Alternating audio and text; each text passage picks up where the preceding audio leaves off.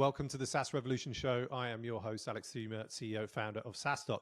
Delighted to be rejoined today by somebody who's been on the podcast a little while back as they told their story of how they bootstrapped to 10 million in revenue, and delighted to see that they've since grown, and we're going to jump into that. But welcome back to the podcast, Guillaume Moubeche, who is the CEO and founder of Lempire. Welcome, Guillaume. Thanks a lot for having me, Alex. Happy to be here. Yeah, good to see you again. And you're looking really well. You're looking sun-kissed. It looks a bit sunnier out of your window than mine. Tell us where are you at the moment and why? Currently based in Cape Town, South Africa, and I've been going there for now the last 3 years when it gets very cold in Europe and you lack vitamin D. Yep. I go there and I do what I call a monk mode, where I can really focus on setting up higher objectives for the company and working on the vision. Lovely. Why? I mean, obviously, why not? But why Cape Town in particular? There are many places to go that have sunshine in the winter months. What is it about Cape Town that's singing to you that you keep going back? So there are several reasons. First, I've experienced a lot of different places before, like Bali, Mexico, South America, etc. And what's super nice with Cape Town, it's exactly the same time zone as Europe. So I've got a lot of team members in Europe, and for me, it's important to be able to catch up with them during the day. So that's number one. Number two, I think it's a perfect combination between a good, vibrant city and heavy nature. So you have one of the biggest natural reserve. The ocean is amazing, and I think it's very rare combination. And I've traveled a lot, so yeah, it's got to be a place where I'm buying a home soon. Very cool, very cool. Well, I mean, hopefully people don't laugh at this, but I think I've got a thing about great white sharks in that I don't like them. And it was probably because I watched the movie Jaws when I was far too young. So I remember swimming in the lakes in Finland, which clearly have no sharks. But I was always swimming really fast because I was kind of worried that there would be a great white shark behind me.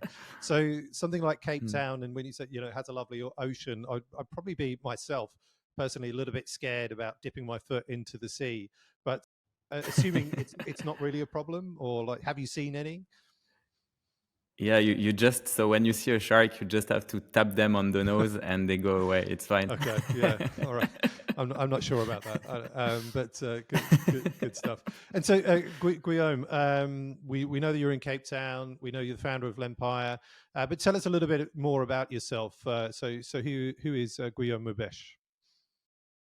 Yeah, so I started first being an entrepreneur with my dad, who basically was printing on fabrics. So eventually I said, okay, let's start a t-shirt business together. That was about 10 years ago.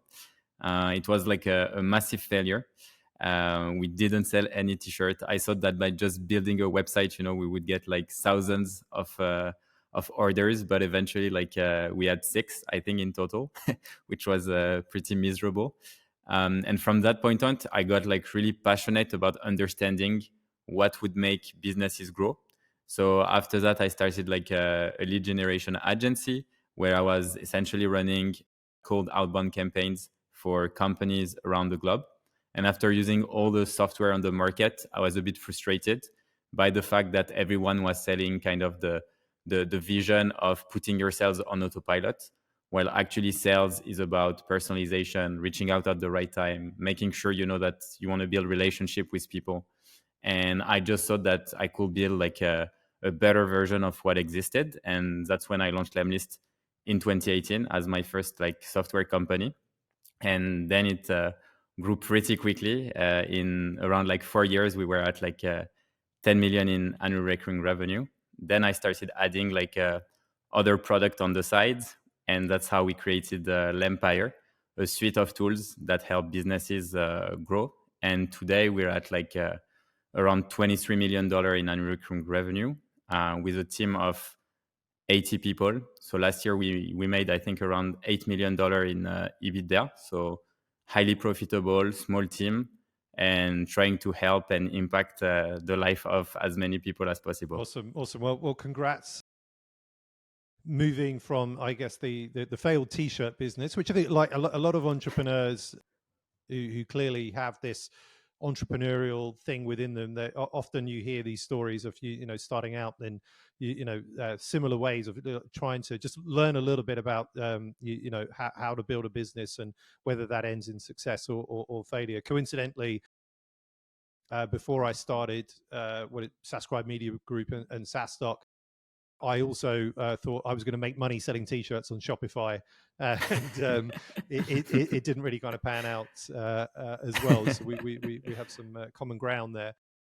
But yeah, so you bootstrapped to 10 million ARR. I mean, you're still bootstrapped now, but you did take a secondary, or you did raise. You had a 150 million valuation, I think it was, and you had a great opportunity at the time. Tell us a little bit about that, why you did it, and what that's meant for you. I guess some founders do talk about taking secondaries, but I think like it happens a lot in venture capital. It happens a lot with bootstrap founders, but perhaps you don't hear about it as much. Yeah, definitely. I think it's important to be transparent about it because, like most people, actually, me the first, I thought that when you raise fund, I thought that the money will always go to the company, and eventually, I was in a group of founders in the US, and they started talking a bit about secondary and the fact that they could take what we call cash out, so cash off the table, where they sell shares and the money goes directly in their bank account. And the idea behind it is to say that you've worked really hard on a project for years. You don't want to sell the company because you believe that it can be much bigger. However, you would like to de-risk a little bit because the reality is, like, I don't come from money. Like, my parents, they haven't done they haven't gone to university. They are not they've never been extremely well paid, etc. So for me, my entire life was always getting used to looking at price. I always have the fear of lacking money, so whenever you build a successful company and you can pay yourself, you start having a team, everything feels just not real. Like, you feel like it can just stop from the day to another. And eventually, when I started learning about secondary and we had more and more VCs or growth equity investors reaching out, I always really enjoyed the bootstrap way because my role was to prove to people that, even when you start with almost no money, like we started with $1,000, you can actually succeed. And I wanted to continue showing people that you can do it the bootstrap way. Being profitable is basically you have to think that in 2021, when everyone was raising as a crazy valuation, we were the only one talking about EBITDA. We were talking about profit, talking about these things. And for most of the people, it didn't make any sense. They were like, no, you have to spend more money, spend faster, spend faster. And in 2023, 2022, we see all these companies going bankrupt just because they are not profitable. So I always felt it was the right way. And we had the opportunity to cash out in 2021, $30 million, which was, we were three co-founders. So we each took $10 million, which was really awesome because with $10 million, if you put the money and invest it the right way, technically you don't have to work ever again, which kind of removed a big weight from my shoulder. I was able to give money to my parents, help them with their retiring, etc. So to be honest, it's life changing, and everyone would believe that you might have less ambition when you get to that point because you could just go and chill out. But for me, it actually was the opposite. I got even more ambitious. I wanted to take even more risk just because I know that we can make a much bigger pie down the line. And yeah, it just puts you in a comfortable position financially, so your mind feels great.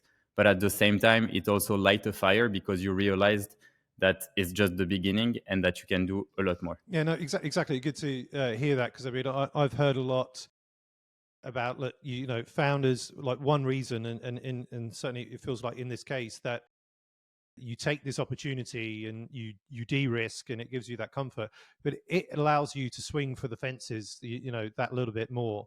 And so would you say that's been true in your case? That I mean I guess you've kind of said that sort of already, but since taking the money, de-risking, that you can really, just be more ambitious, and some of the things that you've done that you wouldn't have done had you not taken the money. Yeah, 100%. So to give you a very specific example, once I went through this process of doing the cash out, etc., it also gave me the confidence that we could start doing things that we never thought of, like buying another company. And we bought actually like 2 or 3 companies since then. And it helps us do like what we call like a build up, which is adding like more product to our suite of tools in order to grow. And it's so funny because I feel like everything is connected. So whenever we started Lemlist in 2018, then in 2019, I built another tool that was called Lempod that I sold after 18 months. And I wrote a long article, like I sold it with Thomas Mal from FE International that you know well. And I wrote like a really long article about it, explaining the whole process. I met actually Thomas, when I was going to SaaStock, and so it was really like fun story. And eventually, like showcasing how I sold the business, it basically like drove a lot of inbound leads my way, like founders who were asking me tips, advice, how would you negotiate, etc., etc. And eventually, I had someone who I knew from a long time who told me that he was going to sell his business. He showed me like the terms of some buyers, what he was basically like giving him. And I just said, okay, like give me 24 hours and I'll think of maybe a better offer. And eventually we acquired them, and it's been like a really cool story. And I just feel like when you have de-risk and you start understanding how all the things that you can do essentially with money, everything is a lot more interesting. So something I discovered, for example, and it might also give ideas for other bootstrap founders out there, is whenever you have like and you're profitable, like and you generate EBITDA, you can actually go and see a bank and take a loan from the bank that is like up to 7x what you get from your EBITDA.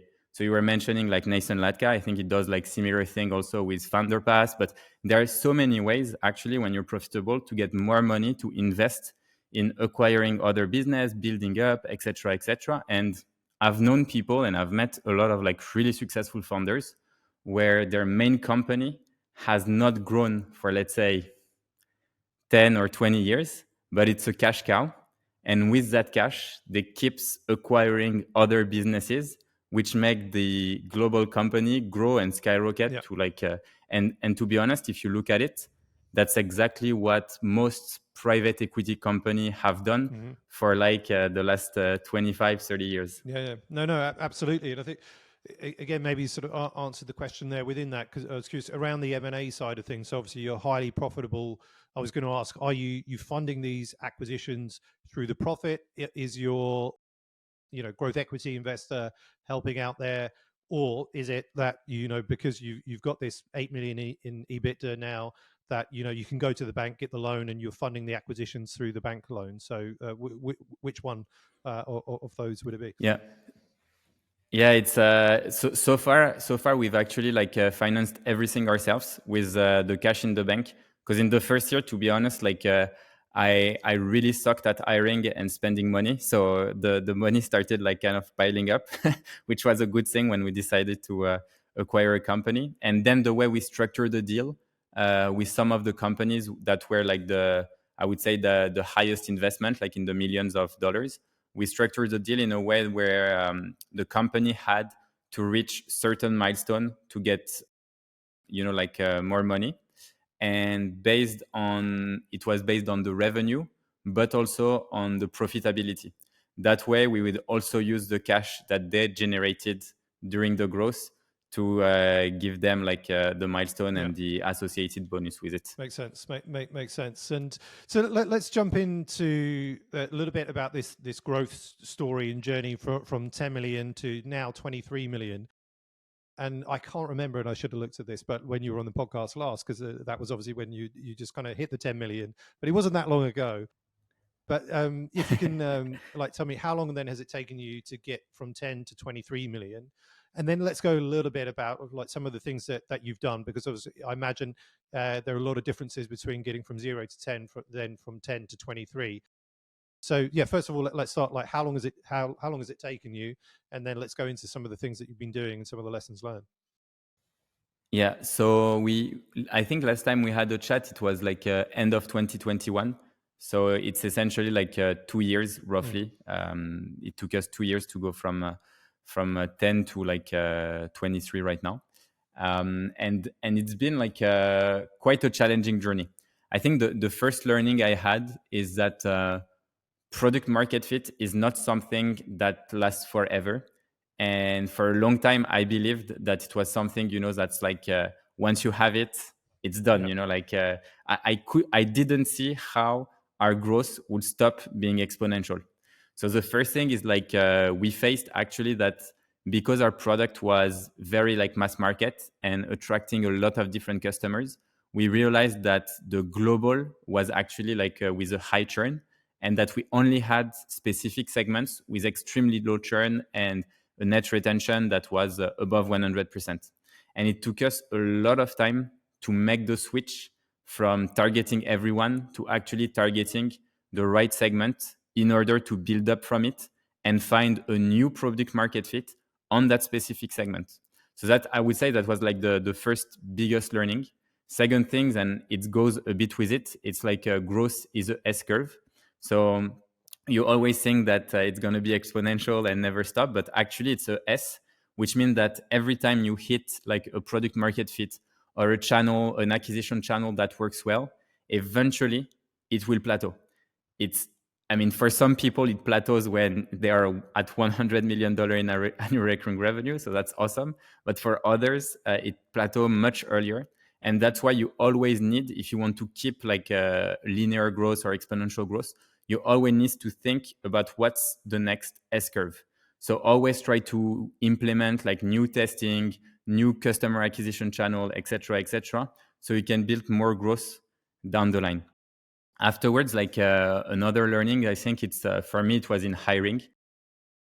I've hired like so many people in the last 6 years. I've made like so many mistakes, and everyone tells you like team is everything, etc. But I thought it was a bit bullshit, because at first, like you do everything yourself, and then you train people, and eventually like things work out. But when you pass 10 million, if you really want to scale, you have to surround yourself with people who are like smarter than yourself, who can like do the heavy lifting, do the things that you didn't even think of. And that's like really hard.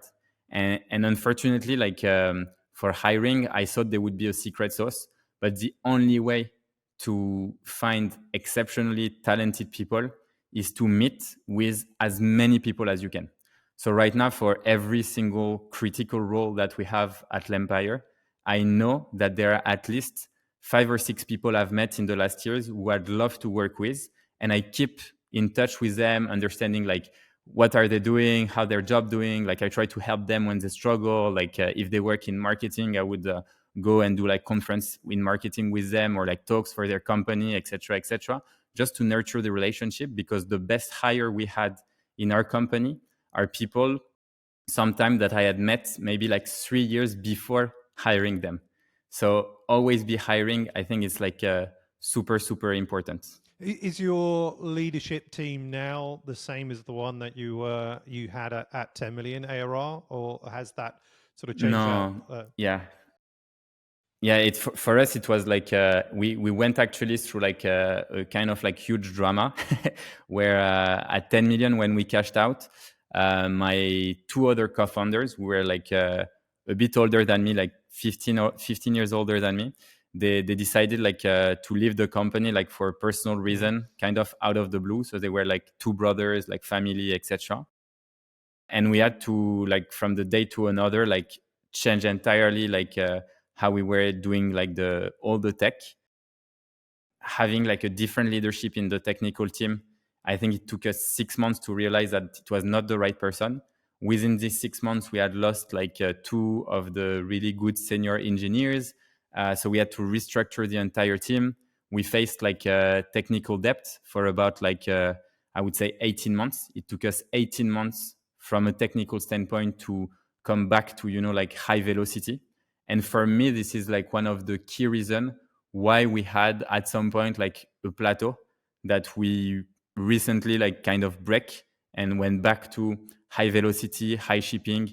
And now we're back to that phase where the momentum is actually back, and it feels like amazing because we had like, I would say, almost a year of like really battling from HR standpoint, from tech standpoint, etc., etc. And then after that, like in every single department, we did not really have like a leadership team, I would say. And this is something I really created in 2023, hiring like a COO, which is like Chief Operating Officer, and that runs most of the day-to-day for me. So someone really smart with a lot more experience, who's hired team of hundreds, etc. A chief of staff, which I think is like amazing role because she can handle really like all the projects, making sure that everyone is sharp, everyone is, when they make a promise, that they deliver on their promise, etc., etc. We have a CMO joining in 10 days now. so all the C-level team actually like changed a lot. And I think it was necessary because if you go back to the story of Lemlist, we started as a bootstrap company in a very crowded market. So when I reached 1 million in ARR, I think we were a team of like 5. And so it was very small. And I was doing basically like entirely like business side. So marketing, sales, etc. And the people I hired at that time were just the people who had a good mindset and wanted to work for us, because you have no street cred, no street credibility. You're like no one. You can't attract like top people. And 1 million, it's, even if for me at the time it felt insane, etc., it's still like not huge to attract like the top talents, etc., etc. So at that time, I had to kind of like compose a team with people who had like the internal drive to learn, but eventually everyone plateaus. And I think like the level at which, and sometimes you plateau for like a few years as an individual, and you just need like another manager, another like environment to just step up again. And a career is built like over, I think, like tens of years. But I feel like sometimes in the startup world, everyone wants like honorific titles, wants to be like head of, C-level, etc. But I think this eventually it's a mistake, and you really need to kind of like find the right people for the right stage. Another mistake I made, and I think this is the one that I will definitely not do in the future if I launch a company, and it's giving titles way too early to people, who don't actually like deserve the title. And I think like it's something that I had read, I knew about it, but I felt, no, it's fine, my team is the best. But the reality is like individual contributors are really not the same as managers. And there is like a big difference, managing team and being like really good at your job. For me, it's two different things. You have people who have both when you're lucky, but most often it takes time to learn to be a great manager.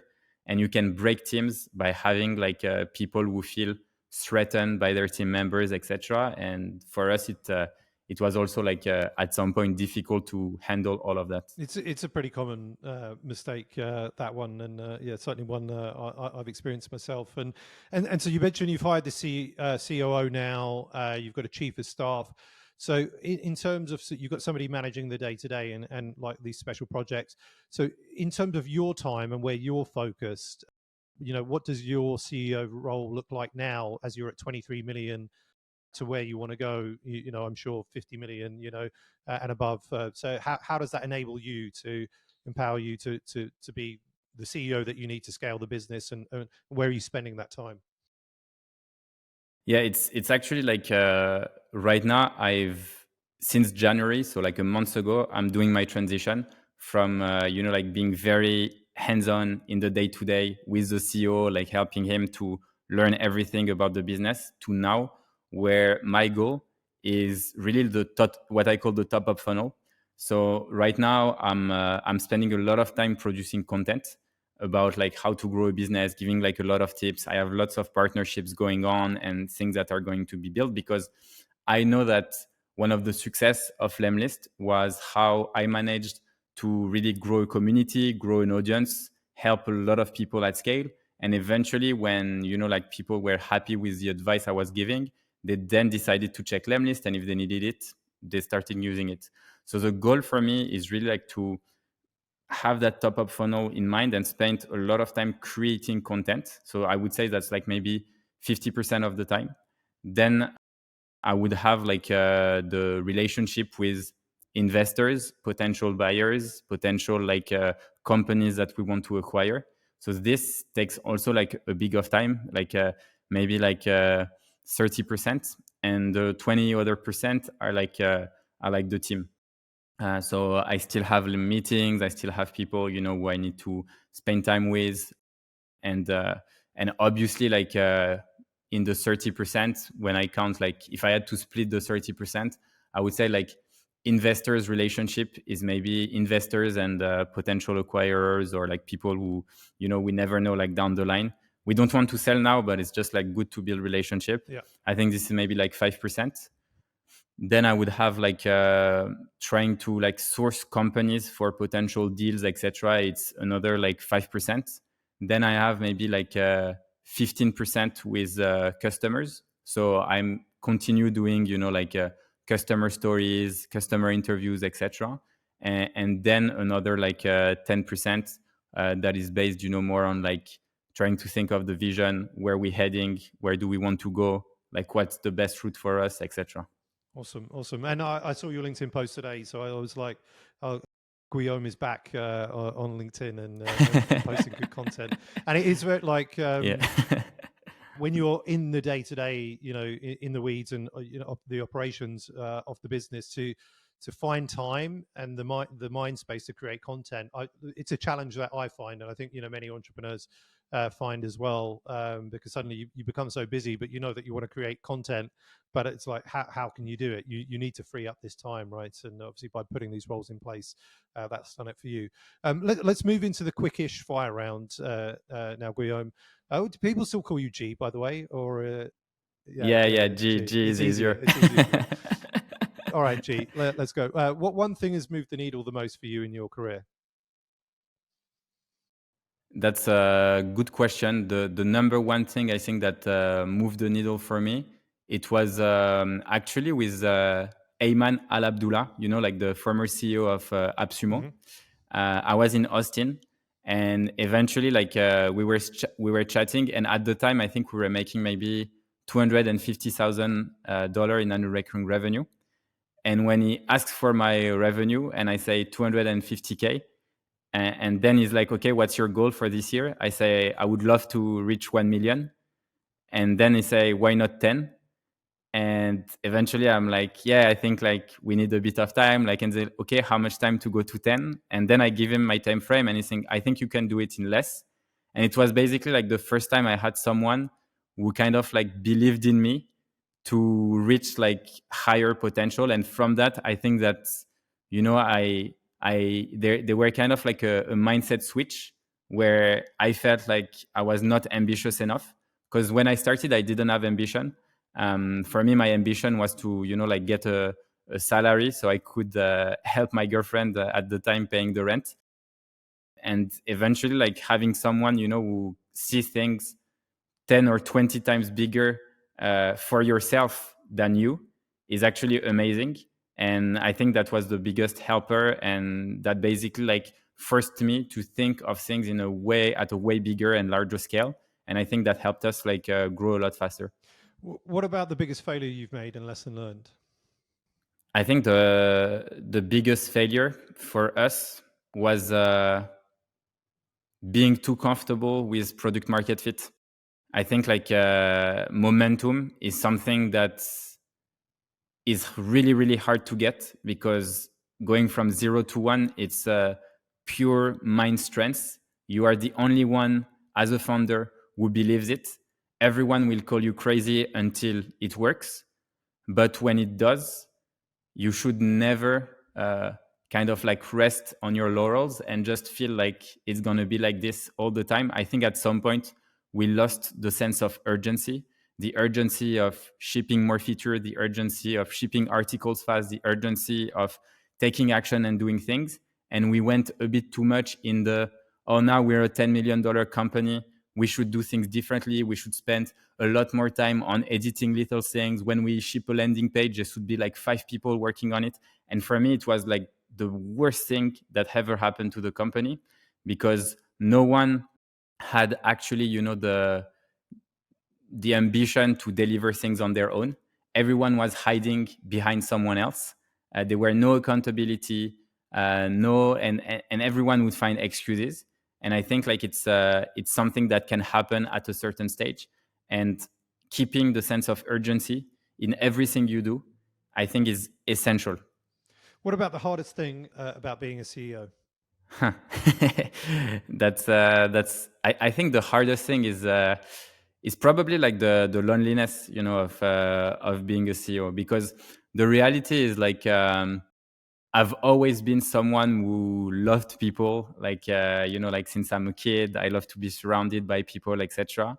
But eventually, as I grew my business, this part of myself kind of like vanished, because, like where I spend the most of time is working with people I love, etc. But they still see me as a CEO.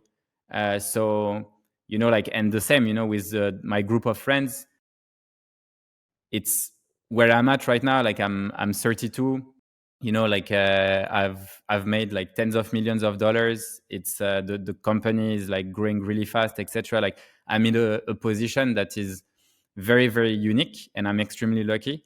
But from that also comes like loneliness, because like people obviously like sometimes like they look at you in a very different way. In their minds, you have changed, or and all this thing is sometimes a bit like heavy, but yeah, it's part of the job, I would say. It is, and I think again, if we listen to the podcast, it's probably the most common answer to the hardest thing about being a CEO, but because it is very true. What about? I mean, do you have a favorite book on business that's kind of helped you apart from your own? The 150 million secrets, but what is your favorite book on business and why? There are maybe two books that I really enjoyed. One, I think I'd recommend it like to do this before like a C level retreat or exec retreat, which is the 5 dysfunctions of a team. I think it's really good because it goes through like pretty much everything that you'll encounter when it comes to communication problem, and the characters in the book are really characters that you will find in your company, from the pessimist to the over optimist to the one that doesn't know shit about data, etc., etc. So I think this was a really, really good book.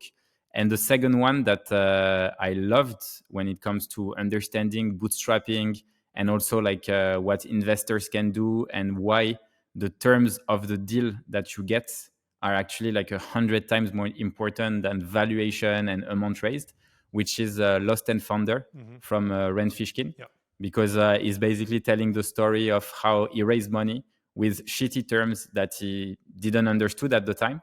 And eventually, like when he was about to get acquired by HubSpot, one of his investors blocked the sales. And after that, Mo's company started like declining. No one would acquire it, etc., etc. He got fired. I mean, it went really like sideways. And I think like, like whenever you take money, raise money, do a cash out, etc., or even sell your company, like you need to be like extremely careful about the terms, because that's what's really like changed in the end. Yeah, both good book recommendations there. Thanks for sharing. And yeah, I mean, we've come to the end of the podcast. I mean, I was going to ask you. So you're at 23 million now. When are you planning on getting to 50? What's the goal? That's you want the CEO answer or the? I mean, just between us, just between the podcast listeners, just between us. No, like to be honest, if we could reach 50, like by the end of 2020, we're in 2024 right 2024 now. now, yeah. Yeah, 2024. Yeah. So if we can do that by the end of 2025, that would be really awesome. I think the former CEO of AppSumo would like that answer. It's ambitious one, and it would be awesome. I'm sure you can do it. G, if people want to reach out to you, where can they find you online and learn more about Lempire as well? Yeah, so Guillaume Moubeche on LinkedIn or on Instagram. This is where I post the most, I would say, snack content. On YouTube, I do like more in-depth videos on how to grow like a business. And people can email me at guillaume@lempire.com, and I reply to everyone. Awesome. Well, thank you so much, G, for being a great guest on the show today. I think we're going to see you at SaaStock in Dublin this year, I believe. Yes. These are the rumors or confirmed. So excited Yeah, for I'm that. excited. So looking forward to seeing you in person. And then we'll obviously have you back on the podcast when you hit 50 million. And so I'll schedule it in I'll schedule it in for December 2025. And let's see if we can keep to that. Nice. Awesome. Well, thank Good you. motivation. Yeah, exactly. Thank you so much for being a great guest again on the podcast. Congrats on all the success, sharing all the lessons transparently. A lot of admiration. So really appreciate. Thanks so much, Guillaume Moubeche, CEO of Lempire. Thanks, Alex.